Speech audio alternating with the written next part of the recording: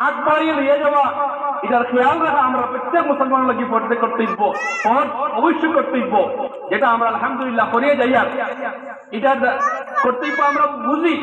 প্রত্যেক হামসায়ার প্রত্যেক মানুষে মুটি দিয়া বিভিন্ন ধরনের সাহায্য সহযোগিতা করিয়া এই কর্ম সম্পাদন হইয়া যার আলহামদুলিল্লাহ।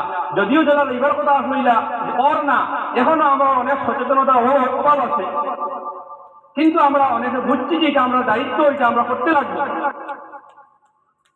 বলা 2 নম্বর যেটা হইল ফরজে কিফায়া, ইলম হাসিল করা ফরজে কিফায়া। আর একটা হইল যে ফরজে কিফায়া, যেটা হইল কিয়া সব মানুষের লাগে ফরজ দেয়, কিছু সংখ্যক মানুষের যদি সেটা আদায় করি নাই তাহলে সেটা দিব প্রত্যেকের উপরের জিম্মাদারি এটা শেষ হয়ে দিব।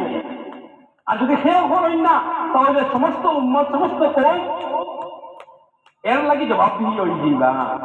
ওটারে ফরজে কিফায়া। এই ফরজে কিফায়া হইল গিয়া মাদ্রাসা শিক্ষা, যেটা এই মাদ্রাসার আলমিয়ত ফাজিলিয়ত যেটা